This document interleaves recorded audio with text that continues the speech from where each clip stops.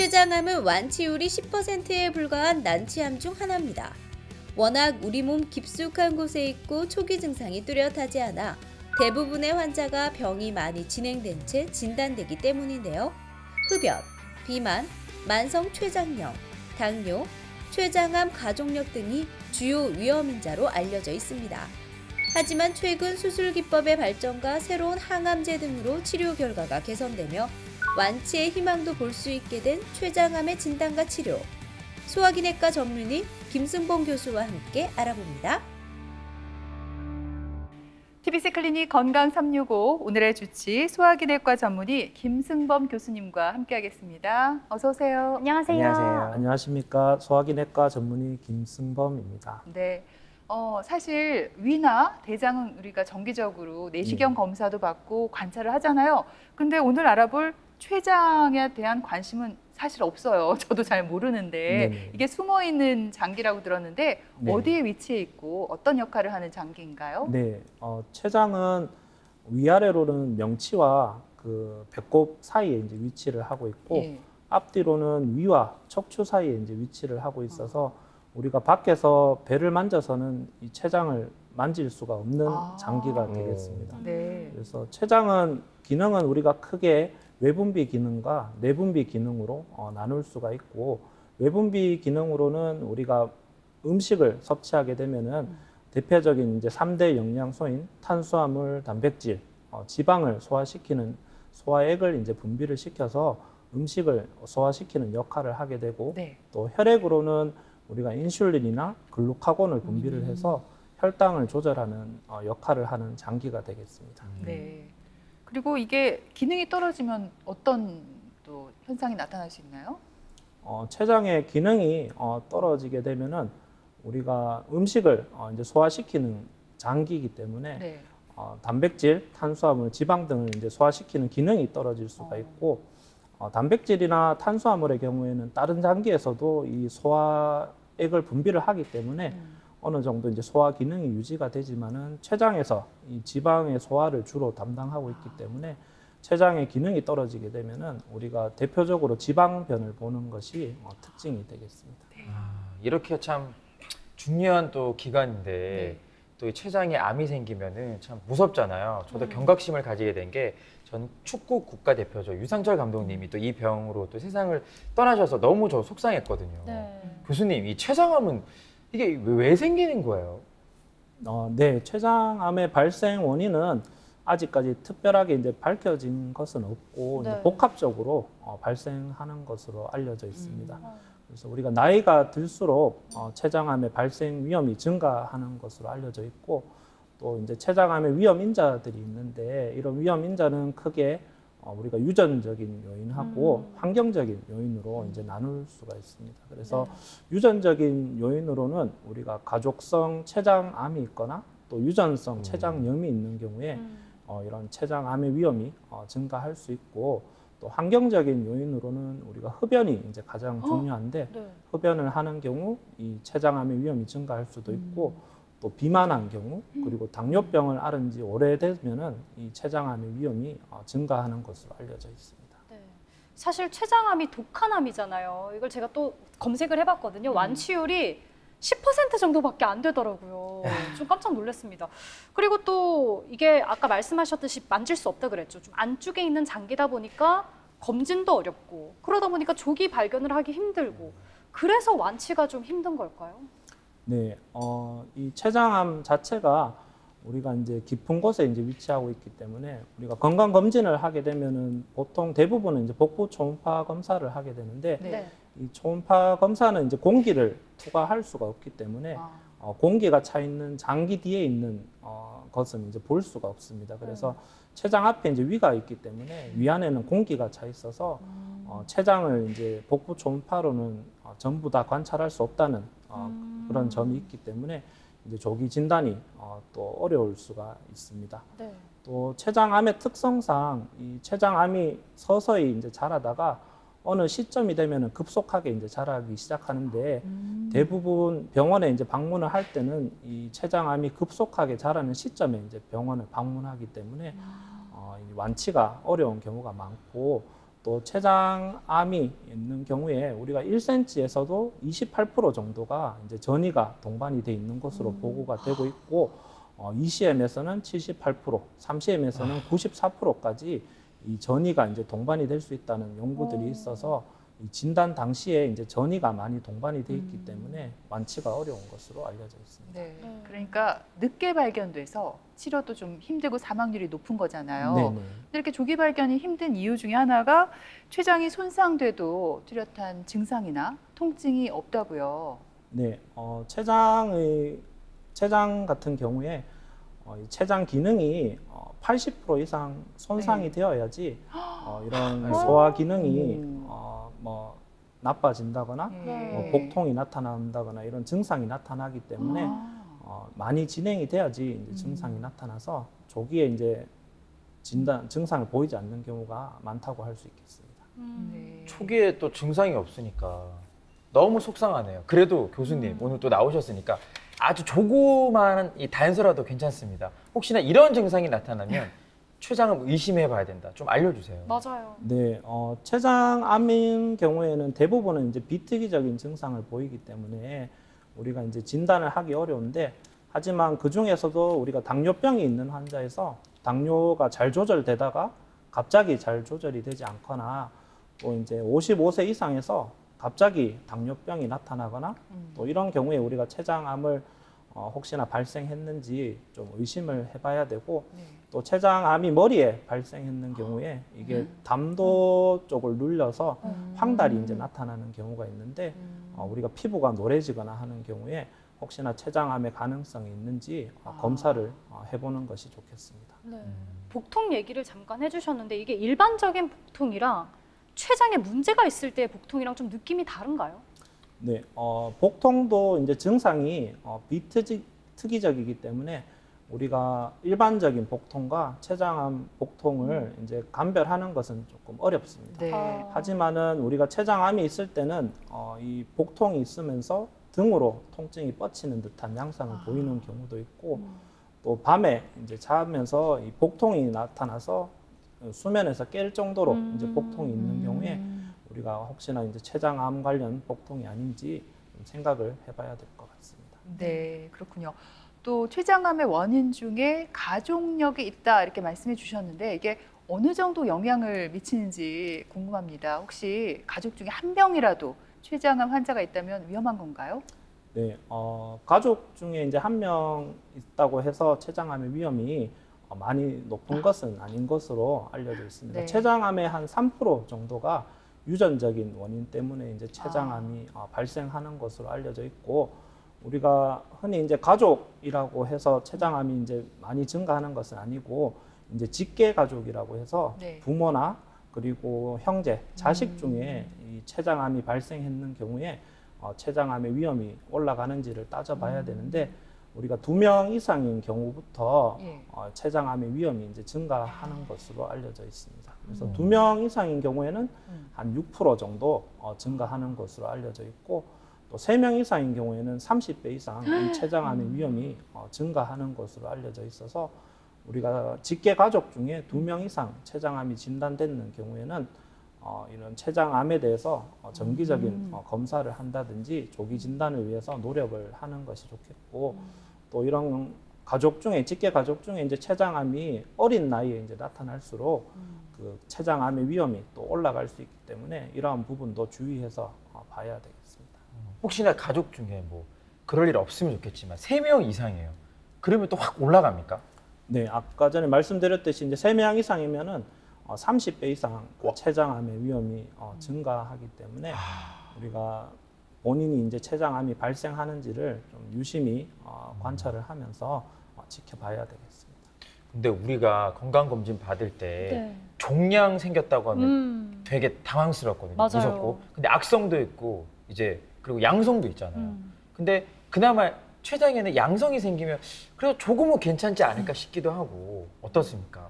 네, 최근에 이제 췌장의 양성 종양으로 이제 병원에 많이 내원하게 되는 것이 이제 췌장 낭종이라고 해서 췌장에 이제 물주머니가 생기는 병이 최근에 이제 많이 발견이 되고 있습니다. 네. 그래서 최근에 이제 고령화가 되고 또 이제 건강 검진으로 이 영상학적 검사를 많이 시행하면서 이 췌장 낭종이 진단되는 경우가 많고, 우리 건강 검진을 했는 데이터를 보게 되면 한 2.2% 정도에서 이 췌장 낭종이 발생하는 것으로 알려져 있습니다. 네.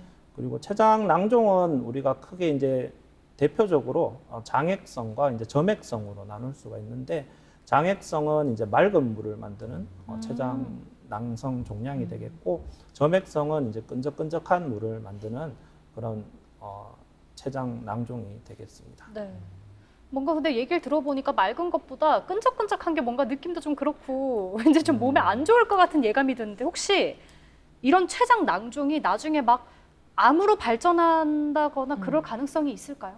네, 췌장 낭종도 이제 분류에 따라서 암으로 갈 수 있는 위험도가 다른 것으로 알려져 있는데, 네. 맑은 물을 만드는 장액성 낭종의 경우에는 암의 위험이 거의 없는 것으로 알려져 있고, 한 0.1% 정도에서만 암이 발생하는 것으로 알려져 있습니다. 그리고 점액, 이제 끈적끈적한 물을 만드는 췌장 낭종의 경우에는 이 점액성 낭종도 안에 여러 가지 분류가 있는데, 우리가 췌장 내 유두상 점액 종양이라고 해서 이 점액 내 유두상 점액 종양 중에 부체관형의 경우에는 10% 정도에서 이 췌장암의 발생 위험이 있는 것으로 알려져 있고, 또 점액성 낭종이라는 것이 있는데, 이거는 한 15% 정도에서 췌장암의 위험이 있는 것으로 또 알려져 있습니다. 그리고 아까 전에 말씀드린 췌장 내 유두상 점액 종양 중에서도 주체관형이라고 해서 췌장의 가장 큰 길에 이제 발생하는 낭종의 경우에는 60% 정도까지도 췌장암의 위험이 있을 수 있다고 알려져 있어서, 이런 췌장 낭종이 발견되는 경우에는 암의 이제 위험을 우리가 평가를 해서 적절한 이제 추적 검사를 하는 것이 중요하겠습니다. 예, 그렇군요. 이제부터는 암으로 발전했을 때 경우를 한번 얘기해 보도록 할게요. 일단 췌장암의 경우 초기에는 증상이 없다고 해주셨는데, 뒤로 갈수록 주요 증상 같은 게 나타날 수 있겠죠. 어떻습니까? 네. 췌장암의 초기에 있어서는 대부분 이제 비특이적인 증상을 보이는데, 상복부 불편감이나 소화불량 등의 증상을 보이기 때문에 네. 우리가 뭐 이런 증상은 흔히 뭐 일반적인 소화 질환에서도 이제 나타날 수가 있어서 췌장암을 이제 의심하기는 어렵습니다. 하지만 이제 암이 진행을 하게 되면은 복통이 나타날 수도 있고, 그리고 식욕 부진, 그리고 6개월 이내에 의도하지 않게 10% 이상의 체중 감소가 있는 경우에 우리가 췌장암을 또 의심할 수가 있고, 아까 전에 당뇨병과 관련해서 말씀드렸듯이 갑자기 당뇨병이 나타나거나, 당뇨병이 있었는데 혈당 조절이 안 되거나, 또 황달이 나타나는 경우에 우리가 췌장암과 관련된 증상으로 이런 것들이 나타날 수가 있겠습니다. 네, 그럼 궁금한 게 췌장암 진단할 때는 어떤 검사를 해요? 아까 앞에서 말씀하실 때 이게 복부 초음파로만 했을 때 놓칠 수 있다 이렇게 말씀을 해주셨잖아요. 네. 저희가 췌장암의 진단 검사로 시행할 수 있는 거는 복부 초음파 외에도 우리가 CT로 알려진 전산화 단층 촬영을 할 수도 있고, MRI로 알려진 자기 공명 영상 촬영을 또 할 수도 있고, 그리고 요즘은 내시경 초음파 검사를 이용해서 췌장에 대한 정밀 검사를 하기도 하고, PET CT, 암 CT로 알려진 양성자 단층 촬영을 하는 경우도 있습니다. 그래서 췌장에 대해서는 1차적으로 시행하게 되는 검사는 우리가 췌장 프로토콜이라고 해서 췌장을 잘 볼 수 있는 그거를 해서 이 CT 촬영을 하는 것이 1차적인 검사 방법이 되겠고, 여기서 더 정밀한 검사를 하게 되면은 MRI나 이런 내시경 초음파 검사를 시행할 수도 있고, PET CT의 경우에는 암이 이제 강력하게 의심되거나 또 암이 진단되는 경우 이 암이 어느 정도 전이가 됐는지, 전이가 있는지를 파악하기 위해서 시행을 하는 검사로 알고 계시면 되겠습니다. 네. 다양한 검사 방법이 있는데 정밀한 검사를 위해서 내시경 초음파를 쓰신다고 했습니다. 일단 내시경 하면 안으로 들어가서 검사를 한다는 거잖아요. 네네. 어떤 경우에 유용하고 장단점은 뭔지 궁금한데요.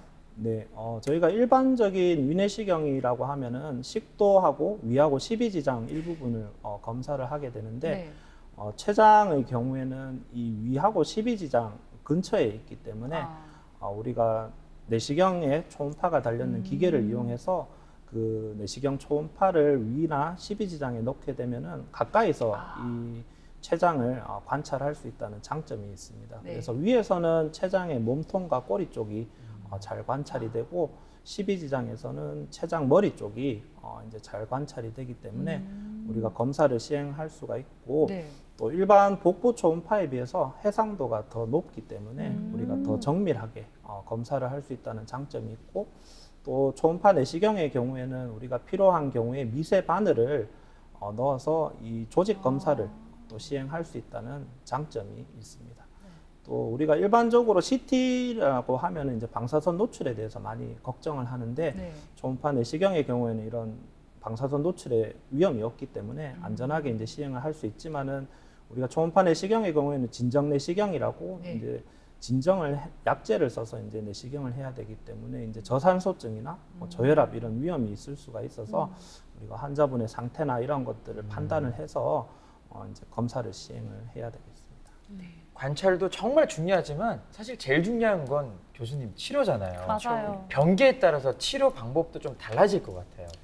네, 이 췌장암의 경우에는 완치할 수 있는 방법은 수술밖에는 없는데 아까 전에 말씀드렸듯이 우리가 1기나 2기에서는 이제 수술을 고려해 볼 수 있지만은 3기나 4기에서는 이제 수술이 불가능하기 때문에 우리가 3기나 4기인 경우에는 항암 치료를 대부분 시행을 하게 됩니다. 또 이제 전이가 없이 이제 국소 진행형으로 췌장 주위에 이제 중요한 장기 혈관들이 많아서 이런 혈관들을 침범했다거나 또 수술을 못하는 그런 소견을 보이는 경우에는 우리가 항암 치료나 이제 방사선 치료를 병합을 해서 암의 크기나 이런 것들을 좀 줄일 수 있다면은 수술이 가능한 상태로 만들어서 이제 수술을 시행하는 것도 고려해 볼 수가 있겠습니다. 네, 지금 항암 치료 말씀해 주셨는데 수술의 뭐 대안이기도 하고 요즘 뭐 표적 치료, 면역 치료 방법이 다양하게 나와 있잖아요. 그런데 췌장암의 항암 치료 성적이 안타깝게 별로 좋지 않다고 들었습니다. 왜 그런 건가요? 네, 췌장암의 경우에는 우리가 그 약제에 대한 내성 발현율이 이제 높은 것으로 이제 알려져 있고 또 췌장 주위에 이런 종양 미세 환경이라고 해서 네. 이런 환경이 존재하는데 이 환경이 이제 다른 암에 비해서 딱딱하고 두텁기 때문에 항암 약제를 쓰더라도 이 약제가 이 미세 환경을 투과를 잘 못해서 약제가 이제 충분히 췌장암에 전달이 못 되어서 이 효과가 이제 떨어져서 이 췌장암이 이제 다른 암에 비해서 항암 효과가 이제 떨어지는 것으로 알려져 있습니다. 교수님 이번에는 췌장암과 관련된 여러 가지 궁금증에 대해서 한번 여쭤볼게요. 그 왜 건강검진 그 검사지에 보면 혈액 종양 표지자라는 게 있다고 하더라고요. 어렵다. 지금 어렵다. 처음 본 거죠? 말이 좀 어렵죠. 혈액 종양 표지자라는 게 있는데 이게 바로 그 췌장암 수치라고 하던데 만약에 이 수치가 높게 나온다. 그러면은 췌장암에 걸릴 확률도 덩달아 좀 높아지게 되는 건가요? 궁금하더라고요. 네, 요즘 건강검진을 이제 많이 해서 네. 종양 표지자 검사 중에 이제 CA19-9라고 해서 이 검사에 이상이 있어서 이제 병원에 내원하시는 분들이 많습니다. 그래서 이 CA19-9는 대표적으로 이제 췌장암, 담독의 암에서 이제 상승을 보이는 종양 표지자로 이제 알려져 있지만은 증상이 없는 환자에서도 이게 증가되어 있는 경우가 많이 있어서 우리가 암을 진단하는 선별 검사로서는 이 정확도가 떨어지는 것으로 알려져 있습니다. 그래서 CA19-9가 이 췌장암을 진단하는 우리가 정확도를 평가할 때 민감도 특이도라고 해서 그런 것들을 평가하게 되는데 이런 민감도 특이도가 한 70% 정도로 알려져 있어서 암을 진단하는 데는 조금 이제 낮은 것으로 알려져 있고 우리가 이런 CA19-의 민감도나 특이도 그리고 췌장암의 유병률을 고려했을 때 이 CA19-9가 상승되어 있는 환자 1000명 중에서 한 9명 정도만 이제 췌장암을 보이기 때문에 대부분은 이제 암이 아닌 경우가 많다고 할 수가 있겠습니다. 이게 상승돼 있다고 해서 나쁜 거는 아니라는 거죠? 네, 이게 상승돼 있다고 꼭 암인 것은 아니고 우리가 이제 뭐 담석증이나 뭐 간염, 간 경화증이 있는 경우에도 올라갈 수가 있고 뭐 당뇨병이나 뭐 갑상선 질환 그리고 기관지 확장증, 결핵 등의 호흡기 질환이 있어도 이게 올라갈 수 있기 때문에 우리가 여러 가지 검사를 통해서 암인지 아닌지 일단 확인을 해보는 것이 중요하겠습니다. 설명은 잘 해주셨는데 사실 네. 용어가 너무 어려워요. 맞아요. CA 19-9, 19-1부터 9까지 다 있는 거예요. 아, 그렇지는 않습니다. 아, 그렇진 않아요? 네네. 아, 그렇군요. 네. 전 이런 부분이 또 궁금하더라고요. 궁금하네요. 네, 궁금하죠. 근데 왜 간경변이 간암으로 되는 경우는 있잖아요. 네네. 있죠. 그러면 만성 췌장염이 혹시나 이게 뭐 췌장암으로 안 되면 좋겠는데 그럴 가능성이 있습니까? 네, 만성 췌장염도 간 경화하고 똑같이 췌장의 세포가 이제 딱딱하게 굳어서 기능을 잃어가는 그런 병이 되겠습니다. 그래서 이 췌장이 만성 염증과 섬유화로 인해서 이제 딱딱하게 변하게 되는데 이렇게 변하게 되면은 환경이 이제 나빠지기 때문에 이런 췌장암의 위험이 이제 증가할 수가 있고 만성 췌장염이 발생하게 되면은 일반인에 비해서 췌장암의 위험이 한 6배 정도 높은 것으로 그렇게 알려져 있습니다. 예, 그렇군요. 또 연세가 있는 어르신의 경우 갑자기 없던 당뇨가 생기면 이게 췌장암을 의심해 볼 수 있다. 이런 말이 있던데 사실인가요? 네, 저희가 55세 이상이면서 그 당뇨병 가족력이 없고 네. 그런데 갑자기 이제 당뇨병이 나타나게 되면은 이런 췌장암이 발생해서 이 췌장에서 분비되는 이제 내분비 기능이 망가져서 혹시나 이런 당뇨가 왔는 것이 아닌지 그런 것들의 평가가 필요합니다. 그러면은 질문을 조금 다르게 하면 당뇨가 있으면 췌장암에도 더 잘 걸릴 수가 있나요? 네, 당뇨를 오래 앓을수록 이 췌장암의 위험이 이제 증가하는 것으로 되어 있고 네. 당뇨병을 오래 앓게 되면은 일반인에 비해서 한 2~3배 정도 이 췌장암의 위험이 이제 증가하는 것으로 알려져 있습니다. 그래서 이 당뇨병이 발생하게 되면은 당 대사의 이상이 이제 발생하게 되고 네. 또 인슐린 저항성, 뭐 또 이런 고인슐린 혈증 등이 나타나서 이러한 것들이 복합적으로 췌장암 발생에 영향을 미치는 것으로 알려져 있습니다.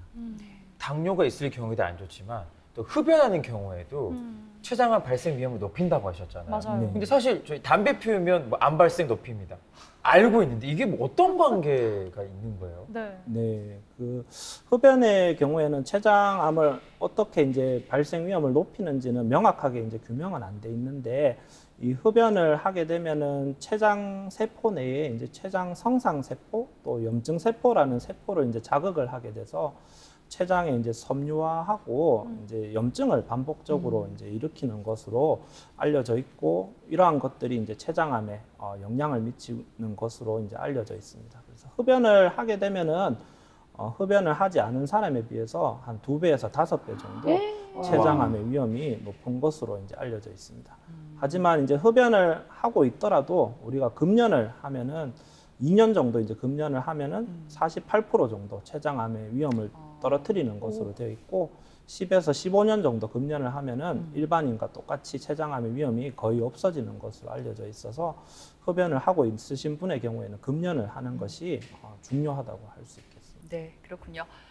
국가암정보센터 자료를 보면은 우리나라 국민 3명 중에 1명은 암에 걸리는 시대라고 합니다.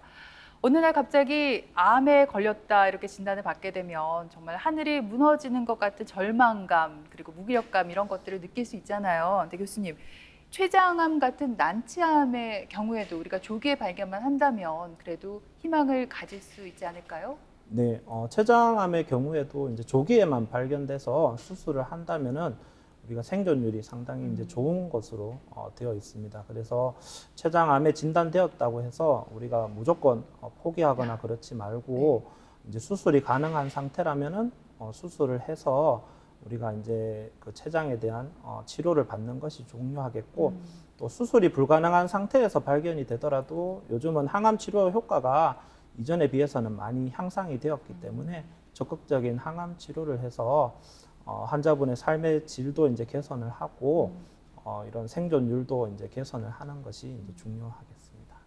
교수님 말씀대로 좀 힘내셨으면 좋겠습니다. 혹시나 우리 가족이 또 췌장암으로 고통받고 있다고 해서 포기하지 마시고 네. 잘 들으셨죠? 항암 치료 잘 받으시고 특히나 췌장암 가족력이 있는 분들은 건강검진도 잘 받으시면 좋겠습니다. 맞습니다. 그리고 왜 하루를 마무리한다고 막 맥주 한두 잔씩 드시는 분들도 계시잖아요.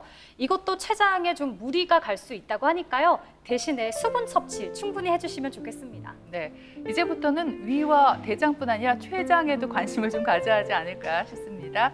지금까지 이 시간 도움 말씀에 소화기내과 전문의 김승범 교수님께서 수고해 주셨습니다. 오늘 잘 들었습니다.